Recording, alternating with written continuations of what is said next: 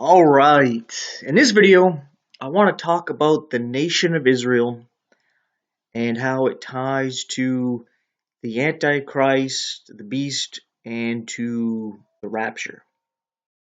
Because a lot of people connect Israel being brought back in 1948 as the start of the fig tree generation. And it makes sense. But I want to get a little more into this and to show how this is off, very off. Uh, we've all been deceived and been boozled here in a lot of different ways, and I want to share how that has happened. When we get into the scriptures, we find out what this star here is. This six-pointed star, it's the star of Rephaim. You can read about this in Amos chapter 5 and in Acts chapter 7. Because in Amos, we're told about how Israel's gone into apostasy. They've gone a whoring after other gods, and one of these gods is Rephaim, and they made a star onto this god. And when you look up who this god is, it ties to Saturn. And Saturn is represented by a cube and a six-pointed star that's associated with the cube. And Stephen, in Acts chapter 7, goes through the history of Israel and reminds them of their apostasy and whoring after other gods, and talks about how they made a star onto this god Rephaim, and they stone him to death. And an interesting thing is that this is also tied to Islam with the Kabbalah, or I think that's what it's called. That cube that they got at Mecca, where they all circle around it, and that's what we see here, this cube in here. When you look at NASA's images of Saturn, at one of the poles, it has a hexagonal shape, and there is some kind of like hurricane wind going around it, right? And that is what you see when you go to Mecca. You see the cube and everybody circling around it. And you see the same depiction of this god right here with this six-pointed star. This is not a Star of David. There is no actual Star of David. That's just something they say to just kind of quench your conscience so you don't think about it, you don't ask about it, because they already given you an answer, and you just assume they're telling you the truth. You don't really look into it.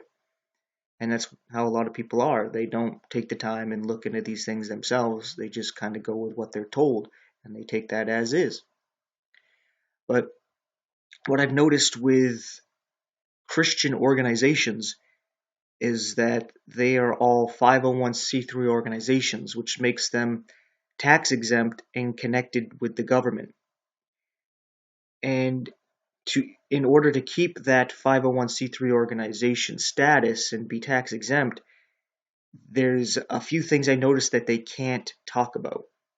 I think there was 3 things I noticed, but only 2 of them are coming to my mind right now. One of them that I'm focusing on in this video is Israel. They can't speak against the nation of Israel, and they have to support Israel.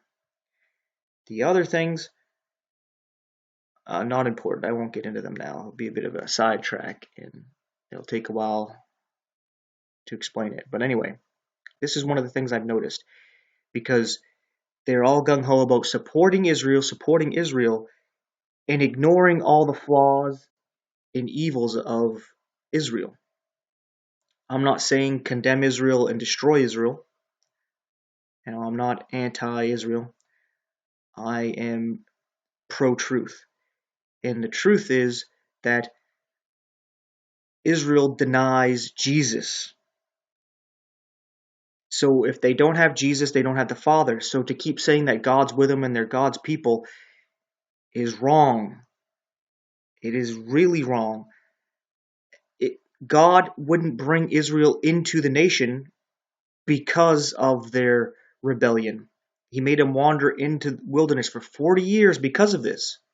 And it wasn't until that generation died off that he brought in the next generation into Israel. Right? And then when they fall into apostasy, what does he do? He lets the Assyrians take them out. He lets Babylon take them out.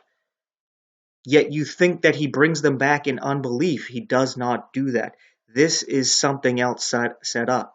That's why Jesus says when you see the fig tree come and bring forth leaf, he's telling you something right there. He doesn't say that the fig tree brings forth any fruit. He says it brings forth leaf. And that's why he ended up cursing the fig tree in the first place, is that he saw the leaf, but no fruit. What does that represent? That represents self-righteousness. Because Adam and Eve, when they sinned, what did they do? They made clothes out of fig leaves, and they covered themselves with their own righteousness. That's what it represents. And we all know that our own righteousness is as filthy rags. We need to be clothed in God's righteousness, which is what Adam and Eve originally had but lost when they sinned. And instead of coming to God and working that all out, they clothed themselves. And then God ended up sacrificing a lamb representing himself to then clothe them so they can get rid of that self-righteousness. So anyway, we need to be thinking about all this, that yes, God's allowing this to happen, but this is actually satanic, super satanic. I was actually looking into things about Israel, and they are super gung-ho about getting the jibber jabber. And if you don't get the jibber jabber, you cannot participate in society. On top of that, they're even saying that if you don't get the jibber jabber, you're hindering the return of the Messiah. This is super anti-Christ, anti-Christian. You don't have Jesus, you don't have the Father, and we need to stop acting like they do. We really do. I'm just going to mute this in case more stuff like that pops up. So anyway, what we're actually seeing here is a wolf in sheep's clothing. I'm going to show to you how Israel is actually the beast. It is the beast. It is the beast that received a deadly wound and has been healed. And you're wandering after this beast, just as the Bible said it was going to happen. Right? Now, I think the nation is something different from the actual individual Antichrist that's going to rule and claim to be God. I think that's something else. But the actual kingdom is already being set up and prepared for the king that is a false king, a false Messiah. And this was starting to come to me when I was reading the Gospel of Mark. I was going through there and I was in chapter 15 and I was reading about Jesus going to Pilate, and he's presented to the Jews to be set free because they can choose him or Barabbas. And Barabbas means son of the Father. And they choose Barabbas over Jesus and say to crucify Jesus, and they say they have no king but Caesar. So right there, they were rejecting the Messiah, they're rejecting Jesus, so they don't have the Father with them. And they were accepting a false son of the Father, an Antichrist, a false Messiah, saying they have no king but Caesar. And Barabbas was connected to rebellion, insurrection. He was described as a thief and a murderer. These are depictions of Lucifer, of Satan, the Antichrist. And that's who they chose. And while reading that and thinking about that, I started to remember about Judas as well. You see, Judas is known as the son of perdition. And we read some interesting things about this beast that comes out of the bottomless pit, is that he comes up out of it and he goes into perdition. And it gives us that little hint because John wrote the book of Revelation, and he's the one that refers to Judas as a devil and the son of perdition in his gospel. So we can see a connection there. Not to mention, It's also John who writes the epistles of John, who's the only one who actually mentions AntiChrist and what it means to be AntiChrist. So when we come over and we look at Judas betraying Jesus as with a kiss, he's representing an Antichrist. He's representing Israel. And I'm going to explain how that is. Because you see, when we look at the kingdoms, the kingdom and the king are connected. When we think of Babel, we think Nimrod. We think Nimrod, we think Babel, because the king and the kingdom are connected. Babylon, you think Nebuchadnezzar. You think Nebuchadnezzar, you think Babylon. The king and the kingdom connected. Alexander the Great, you think Greece. You think of the Grecian Empire, you think Alexander the Great. They're connected, right? Israel, you would think Jesus, Yeshua, the Messiah. But it's actually Judas, the false Messiah. And I'm going to explain that as I go through here. I have actually made a bit of a longer video about this, getting into the beast of Revelation, and I was showing how this seems to be pointing at Israel. And now I wanted to make a shortened, condensed version of this. And then I'm going to talk a little bit about the rapture as well, because I know that's probably why people are watching this video in the first place. But anyway, in Revelation chapter 13, we read about the beast that comes up and has 7 heads and 10 horns, right? At verse 3 it says, "And I saw one of his heads as it were wounded to death, and his deadly wound was healed, and all the world wandered after the beast." Right? Now, keep in mind that the Israeli leadership said they have no king but Caesar, and they became part of the Roman Empire. They were conquered by Rome, and when they rejected Jesus, they embraced Rome. They were part of that empire, right? So when we look at the 7 heads of this beast, we need to realize that this is connected to Daniel, because Daniel describes kingdoms, 5 kingdoms, in Daniel chapter 2 with metals.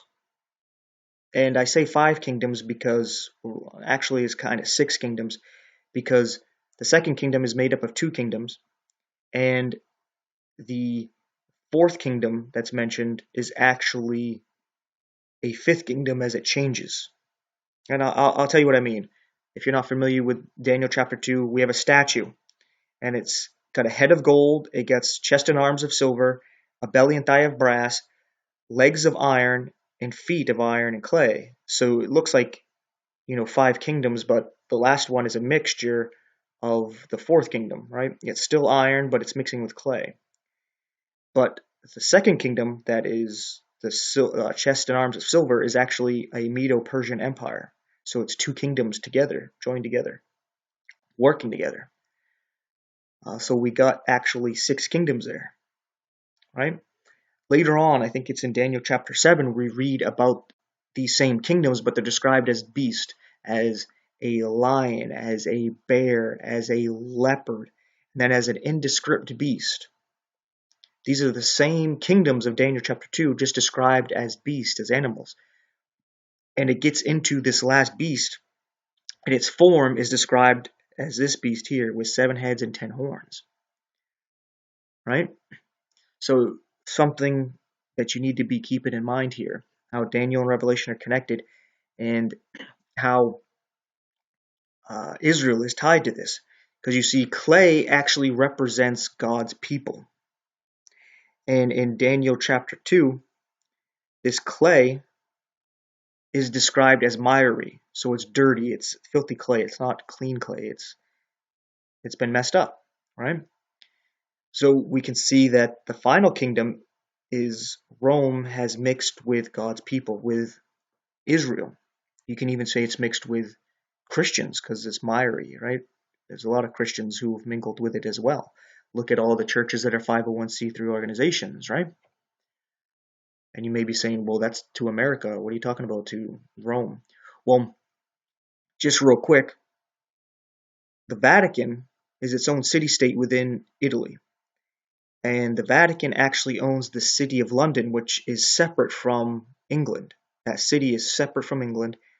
And it also owns Washington, D.C., which is its own separate city, separated from America. And through those cities, those little city-states, it has taken over through contracts. But that's going off, and I can go on into that. And it's kind of off subject, but it's something you need to know concerning Rome and how it's really mingled with pretty much everything. All roads lead to Rome, right? But anyway, when you think about these kingdoms, because talking about these 7 heads, we realize it connects through Daniel, which tells us that the kingdoms are Babylon, Medo, Persia, Greece, Rome, and then it's a changed Rome, like it's a papal Rome. So we got 6 kingdoms, but where's the 7th head? And a lot of people try to say that the 7th head is something different and this and that and the other thing, but we'd have to go through Daniel to make that connection. And we have to see which one of these kingdoms actually received a deadly wound, right? And as I was talking about Judas, who would represent the son of perdition, who's going to return as the AntiChrist, already received that deadly wound, already being a false Messiah. As Jesus was hung on a tree, Judas was hung on a tree. That's a deadly wound. He is dead. Israel received a deadly wound. Out of all these nations, none of them have received a deadly wound. Rome has just changed into papal Rome. Greece still exists. Medo-Persia still exists as Iran. And we have Babylon still exists as Iraq. Right? So those nations have not been completely destroyed and wiped out. They're just weakened, and they're not as powerful as they once were. Right?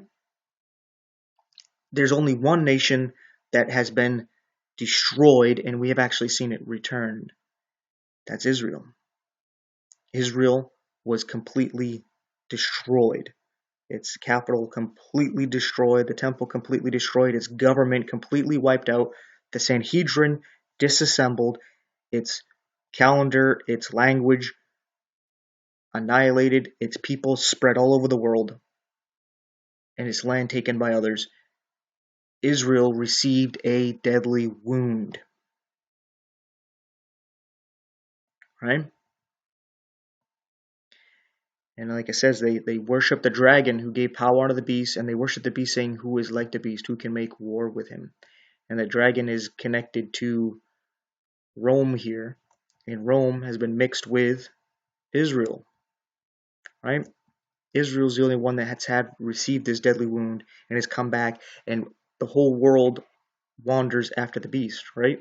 Wandered doesn't mean worshipped, but it does mean a bit of awe and kind of going after and looking at.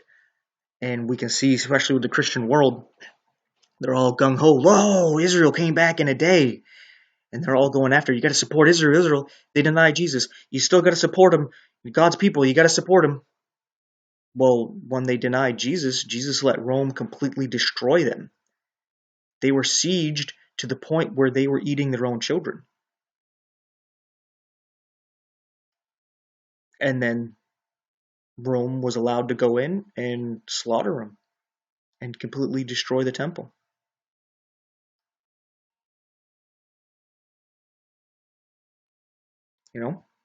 So why are you going to support what God doesn't support? You don't have the Son, you don't have the Father. Now, this is not against Jews, because there are Jews who point out this same thing, that Israel is Zionist and they are creating anti-Semitism, that the Messiah will come and restore Israel. And they're not waiting on the Messiah, they're doing it themselves. And that's what a lot of these Jews protest in New York and in Israel about. You should look that up. But anyway, continuing with this, Revelation chapter 17, the beast that you saw that was and is not. This is connected to Israel, to Judas. And keep in mind that at the point where John is writing the book of Revelation, Israel's been destroyed. This is like 80, 90 AD when John is writing this, and Israel's been destroyed in 70 AD. So it's been 10, 20 years since Israel's been around. He's like, the beast that thou sawest and is not shall ascend out of the bottomless pit and go into perdition. Like I said, notice that John calls Judas the son of perdition. The one who betrays Jesus, betrays God. And as it says, and they that dwell on the earth shall wonder, whose names are not written in the book of life from the foundation of the world, when they beheld the beast that was and is not and yet is. And what do we see going on? People wandering after Israel. In one form or another, whether they like Israel or not, support Israel or not, it's still a wonder and still has their attention. It goes on to tell you about the mind that has wisdom, right? And he tells you about the 7 heads, right? He tells you that they are 7 kings, right? 5 have fallen, 1 is, the other is not yet come, and when he cometh he must continue for a short space, and the beast that was and is not, even he is the 8th, and of the 7. So one of the 7 that received the deadly wound is restored. And as he says again, not only is he restored, but he goes into perdition. Right? It's telling you about Judas, the AntiChrist, Israel, his kingdom being restored, the world wandering after. It's the beast. The beast represents a kingdom. It was, is not, even he is the 8th and is of the 7. So one of the 7 kingdoms, one of them's gone and it returns. Right?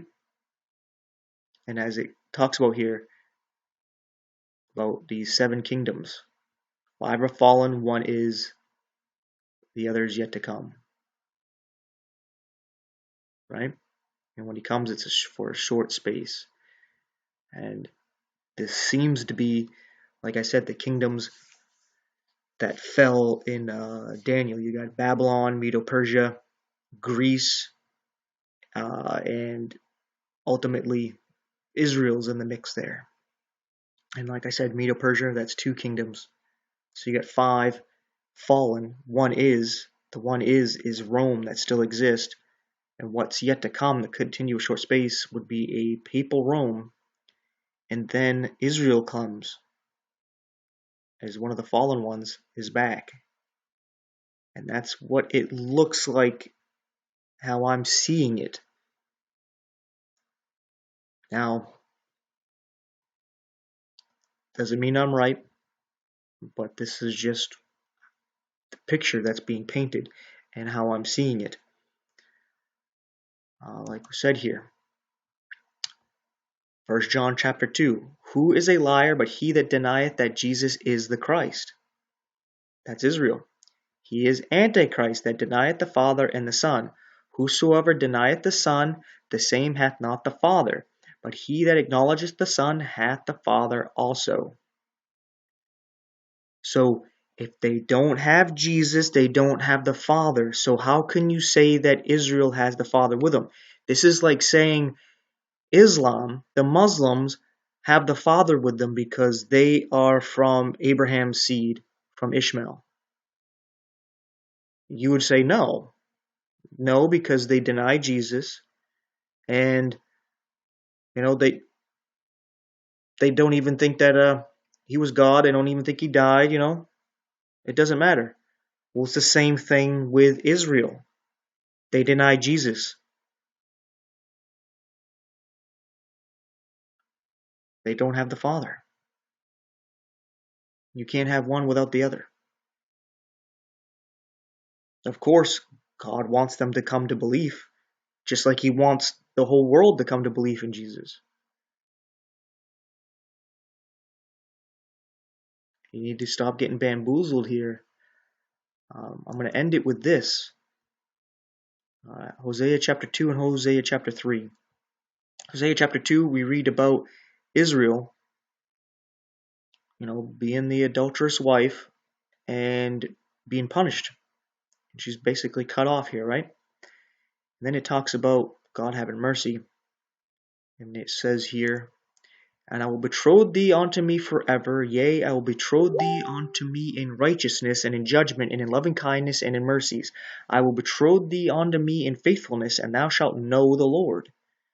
First key there, they're going to know the Lord. Right now they don't. And it shall come to pass in that day, I will hear, saith the Lord, I will hear the heavens, and they shall hear the earth. And the earth shall hear the corn and the wine and the oil, and they shall hear Jezreel. And I will sow her unto me in the earth, and I will have mercy upon her that had not obtained mercy. And I will say to them which were not a people, not my people, thou art my people, and they shall say, thou art my God. Now, painting the picture here. Chapter 3, verse 4. For the children of Israel shall abide many days without a king, and without a prince, and without a sacrifice, and without an image, and without an ephod, and without a teraphim. Afterward shall the children of Israel return and seek the Lord their God and David their king, and shall fear the Lord and his goodness in the latter days. So when they return, it's because of seeking the Lord. So it says here, they're going to be betrothed. They're going to know the Lord. They're not being betrothed. They don't know God right now. They still deny Jesus. Without Jesus, they don't have the Father. So these people saying that they come into the kingdom of unbelief is probably because they're part of a 501c3 organization and they can't say what they really want to say, or they don't really care anyway, and they think they're right, and they're going to support Israel. But anyway, how does that tie to the rapture? You waited this long? Well, it's just something to think about. It is something to think about because it may not mean Israel coming forth as a nation in 1948 is the start of the fig tree generation. It can very well be, because as I said, Jesus said that when it brings forth leaf, not forth fruit, right? So when they actually come to belief in Jesus as the Messiah, that might actually start the fig tree generation. It's something I wanted to put out there because, you should be aware of it, right? It's a possibility. And we need to take a step back and really look at Israel and not dismiss her sins. She's has Tel Aviv as basically the gay capital of the world, the gay tourist attraction. You think God's approving of this? I mean, we rebuke this stuff in America that's going on, but we completely overlook it when it's going on with Israel. That is not right. Not right at all. That's biased. God is no respecter of persons. He's not going to dismiss Israel's sins and then condemn our sins. No, he's going to condemn both sin. You need to snap out of this. But anyway, that is that. Thanks for watching, and take care.